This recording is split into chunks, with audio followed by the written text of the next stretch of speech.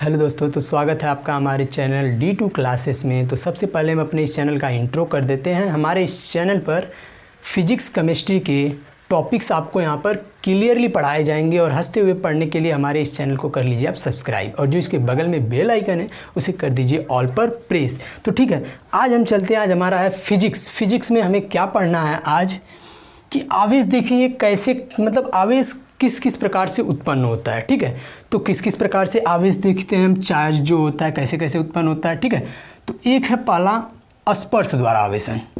ठीक है, स्पर्श द्वारा आवेशन, और एक दूसरा है इसका घर्षण द्वारा आवेशन। ठीक है ना, घर्षण द्वारा आवेशन। और तीसरा और आखिरी है प्रेरण द्वारा आवेशन। अभी क्या होते हैं प्रेरण द्वारा आवेशन? ठीक है, स्पर्श द्वारा आवेशन। ठीक है ना, चार्जिंग बाय कांटेक्ट। ठीक है, तो ये क्या होता है स्पर्श द्वारा आवेशन, यानी कि समझिए ना कि कोई एक वस्तु दूसरे वस्तु के जैसे संपर्क में आती है वह आवेशित हो जाती है। ये क्या है, किताबी भाषा में ऐसा आप लिख सकते हो स्पर्श द्वारा आवेशन में। दूसरा है घर्षण द्वारा आवेशन, जब दो वस्तुओं को आपस में रगड़ा जाता है ना तो वस्तु क्या हो जाती है, आवेशित हो जाती है। प्रेरण द्वारा आवेशन, यानी कि बिना स्पर्श किए कराए हुए अगर वस्तु आवेशित हो जाए तो प्रेरण द्वारा आवेशन कहते हैं। ठीक है, तो ये अब चलते हैं हम अपने शब्दों में इसे लिखते हैं, मतलब समझते हैं। तो ठीक है, अपने शब्दों में क्या करेंगे, देखिए स्पर्श द्वारा आवेशन होता क्या है। समझ लीजिए कि आप किसी रोड से जा रहे हैं। ठीक है, कोई लड़का है जो कि रोड से जा रहा है साइकिल चलाते हुए, तो समझ लीजिए बीच में कहीं पर, ठीक है ना, समझ लीजिए बीच में कहीं पर 3 लड़कियां मिल गई। ठीक है, तो बीच में कहीं को 3 लड़कियां मिल गई, तो लड़का क्या कर रहा है, साइकिल चलाते हुए जा रहा है। तो अब देखिए जा रहा है 3 लड़कियां हैं, तो रोड में तो जगह है थोड़ी बहुत, तो पास से गया तो क्या हुआ ना, उसका हाथ है ना जो लड़का का वो टच हो गया लड़की के हाथ में। तो अब क्या हुआ कि लड़की के हाथ में टच हो गया, तो अब क्या हो गया उस लड़के को, ठीक है ना, क्या हो गया, मोहब्बत। ठीक है ना, उसको क्या हो गया, इश्क हो गया। ठीक है, तो अब क्या हो गया, वो चार्ज हो गया। ठीक है ना, आवेशित हो गया, स्पर्श द्वारा आवेशन हो गया। तो बस आप समझ सकते हैं ना स्पर्श द्वारा आवेशन। अब देखिए घर्षण द्वारा आवेशन, अगले दिन फिर वो आया। ठीक है, तो अब उसी को जो वही सड़क किया है ना, तो वहाँ पर समझिए ना अब 6 लड़की खड़ी है। तो अब वो लड़का जा रहा है साइकिल से, ठीक है, जा रही है तो 6 लड़की खड़ी है वहाँ पर। तो अब वो 6 लड़की खड़ी है तो क्या करेगा, वो जैसे ही जाएगा तो पास में जाएगा, तो अब देखिए रोड पे तो जगह तो कम होगी ना, तो रोड पे जैसे ही जगह कम है तो वो जब लड़का जा रहा है तो वो जो लड़की है तो ज़्यादा लोग होंगे, तो क्या होगा कि अब क्या होगा, आपस में हाथ रगड़ गया उसका। जब रगड़ा यानी कि क्या हुआ, घर्षण। क्या हुआ, घर्षण। तो जैसे ही घर्षण हुआ उसको क्या हो गया, मोहब्बत। ठीक है ना, तो हो गया। आप तो अब क्या हुआ कि किसके द्वारा हुआ, घर्षण द्वारा आवेशन। तो परिभाषा आप आसानी से बना सकते हो। ठीक है ना, अब चलते हैं प्रेरण द्वारा आवेशन। ठीक है ना, प्रेरण द्वारा देखिए आवेशन क्या होता है, प्रेरण द्वारा आवेशन। ठीक है, समझिए कि अगले दिन फिर से वो लड़का गया। अब को क्या हुआ कि वहाँ पर जो लड़की है ना वो अकेले खड़ी है, तो लड़का गया तो जो अब जा रहा है तो दूर से ही देखा, लड़की भी दूर से देखी, तो आंखों ही आंखों में बात हो गई। जो गाना बना है ना कि नैनों की जो बात हो नैना ही जाने से, तो ऐसा ही बात हो गया यहाँ पर। ठीक है ना, आंखों ही आंखों में बात हो गया, यानी दूर से ही आवेशित हो गया। क्या हो गया, इसको मोहब्बत हो गया ना, दूर से क्या हो गया, आवेशित हो गया। तो आप मुझे मेरे ख्याल से आप इसे अच्छे से समझ गए होंगे कि ठीक है ना स्पर्श द्वारा आवेशन क्या होता है। तो आप ऐसा मत करिएगा कि मोहब्बत लिख के बोर्ड एग्जाम या कोई पूछे तो बता दीजिएगा, नहीं तो पक्का आप हिंदी में महाकवि बन जाएंगे, आपको नोबेल तो मिलने ही वाला है। ठीक है ना, तो ठीक है, बस मैं समझाने के लिए आपको बताया हूँ। ठीक है ना, तो बस मैंने आपको समझाने के लिए बताया, तो समझाने के लिए मैंने बताया, तो आप ऐसा मत करिएगा कि कुछ भी लिख के चले आइएगा।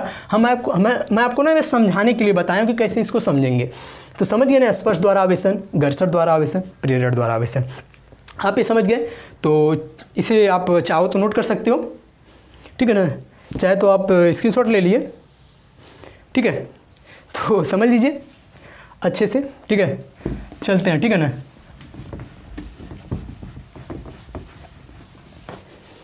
तो चलते हैं। हम देखिए मान लीजिए कोई दो आवेश है, समझिए यही 2 क्या हैं, आवेश हैं।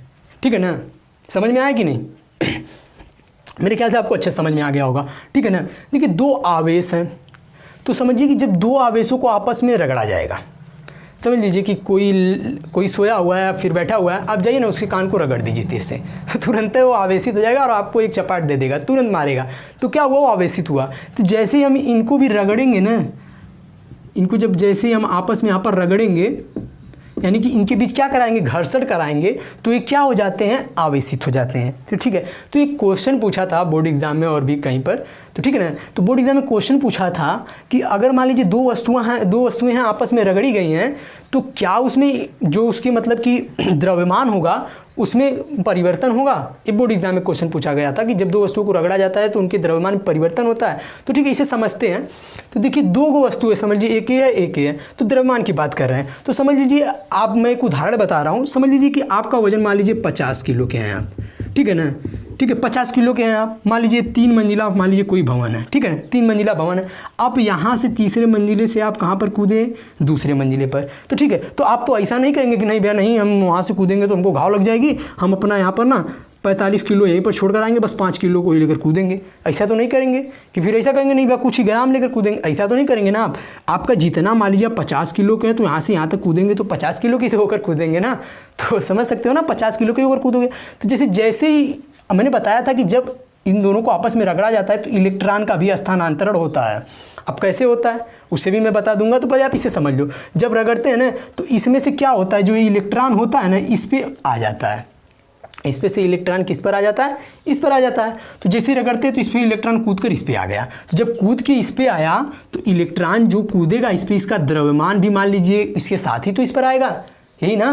तो मैंने द्रव्यमान में परिवर्तन होता है, इस क्वेश्चन का आंसर क्या है, द्रव्यमान में परिवर्तन होता है। यानी दो वस्तुओं को जब रगड़ा जाता है, परस्पर घर्षण कराया जाता है तो उसके द्रव्यमान में परिवर्तन होता है, ठीक है ना। तो द्रव्यमान उसका कितना होता है, मान लीजिए एक इलेक्ट्रॉन इस पर कूद गया, तो देखिए इलेक्ट्रॉन का समझ लीजिए, ठीक है ना, इलेक्ट्रॉन का द्रव्यमान कितना होता है, ठीक है, बताइए इलेक्ट्रॉन का द्रव्यमान कितना होता है,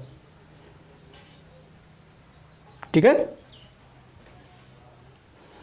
ठीक है, हमने पढ़ा रखा है ना कि इलेक्ट्रॉन का द्रव्यमान कितना होता है, बताइए, ठीक है, नहीं पता मैं बता देता हूँ, ठीक है ना।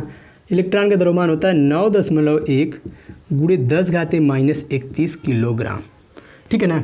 तो इलेक्ट्रॉन का आवेश कितना होता है, ठीक है, सॉरी, इलेक्ट्रॉन पर जो कितना उसका द्रव्यमान होता है 9.1 गुणे 10⁻31 किलोग्राम, ठीक है ना। तो अब क्या हुआ कि ये इतना किलोग्राम हुआ ना, इस पर लेकर कूद जाएगा, ठीक है, किस पे कूदेगा, इस पे, तो इस पे इलेक्ट्रॉन में द्रव्यमान की कमी होगी। तो अगर इलेक्ट्रॉन का द्रव्यमान पूछा जाएगा तो आप लिख सकते हैं द्रव्यमान में परिवर्तन होता है, आपको ये भी पता है, ठीक है, इतना पता हो गया। अब हम बात करते हैं जो इलेक्ट्रॉन होते हैं, मान लीजिए एक इलेक्ट्रॉन है और यहाँ पर कोई एक इलेक्ट्रॉन है, ठीक है ना।